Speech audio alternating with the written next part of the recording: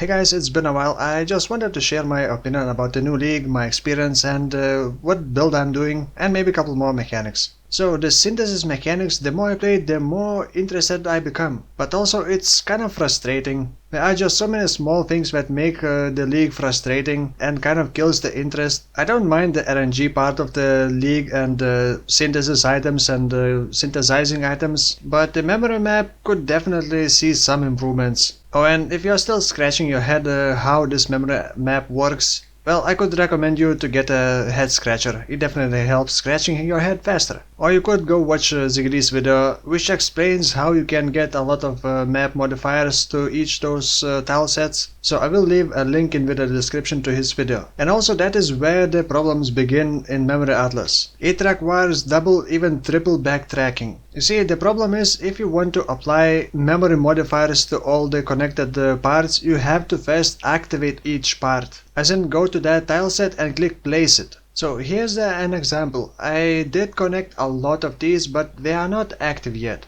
So this is memory modifier. Let's say I go to this one and it will proliferate this modifier to all connected parts. But the thing is, it won't proliferate unless they are activated.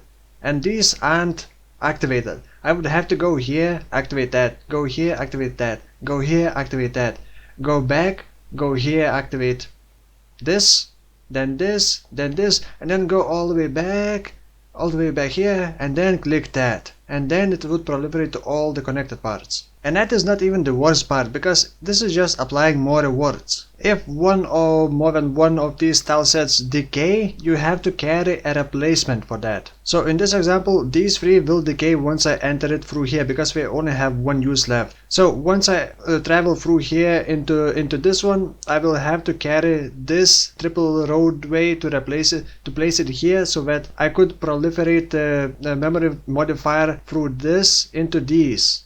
And that's not all the problems. Not only that, but that's the limit how many you can carry. If you are full and you don't have the right tile set with the right angles, with the right roads, then you cannot simply delete them from your inventory. If you want to delete them, you have to place them and activate them, which means you have to go to that tile set. But wait, there's more. Let's say you did all that and you are happily traveling towards here, let's say, and traveling from here into this one.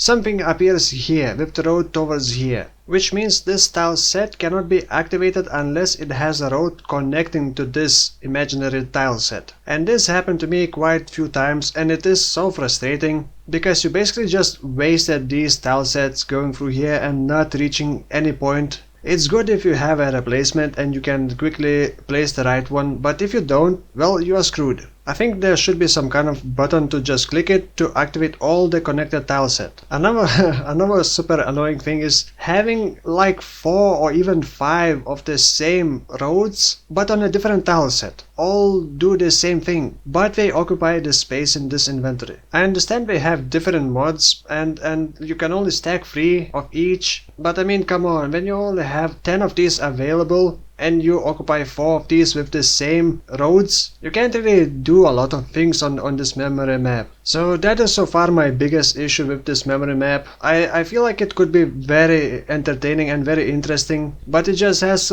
those small things that are really annoying. Maybe I don't understand something, maybe I'm missing something, or maybe it is an issue and you also have the same problems. Leave a comment below about your experience with this mechanic. Well, enough about that, let me talk about the build that I'm doing. I started with the Soulrend build. It's very easy to scale the damage. If you lag damage, just use Essence Drain. If you still lag damage, just add Bane. Still need more damage? Blight. And I knew very well that many people will be playing with the Bane or Soulrend or some hero skill. So I wanted to do something different, not necessarily better, it's just something different. Wait, did I just describe what hipster means? Damn it. Oh well, so the idea was to use Blight with Casual Channeling and Soulrend, This makes my mana cost very low, so I don't need a lot of mana regen. And also, since Soulrend only lasts like 0.4 seconds, if you get some skill effect duration it will last over half a second. You need to keep reapplying it pretty frequently, and casual charging helps with that quite a lot. And Blight obviously does slow enemies down and also does damage. And we got new passive nodes for challenge skills. And also Soulrend has ES Leech. So yeah, I wanted to play with all these toys and have some kind of hybrid life ES Trickster, and also see how this ES Leech would even work. Would it even be worth it? So first of all, you can only leech from hits, and Soulrend does two-part damage. One is a projectile which hits and pierces through enemies, and another part is it applies a debuff which does damage over time. The projectile's hitbox is pretty small, but degen can be applied from quite far away. Now the main issue with ES Leech from Soulrend is that the projectile hit damage is not gonna be very high, and new leech cap rate is only 10% per second, by default obviously. So against single target without any leech investment, you're probably not gonna feel any leech, unless you have a lot of spell damage rather than damage over time, because damage over time only applies to degen and not the initial projectile's damage. So I invested more into ES Leech, and I got Ghost Reaver which doubles ES Leech cap rate. Leech is still very complicated mechanic to explain. And I got a small ES Leech wheel to the left from the witch area. If your hit doesn't have enough damage to reach the Leech cap rate, then this wheel also helps, and there are a couple more nodes that could help with that. But as it currently stands, I don't think that I will be tanking anything with my ES Leech. I still need to level up quite a lot more and upgrade my items, and most likely gonna have to invest into another ES Leech wheel near the shadow area, which seems like a big commitment,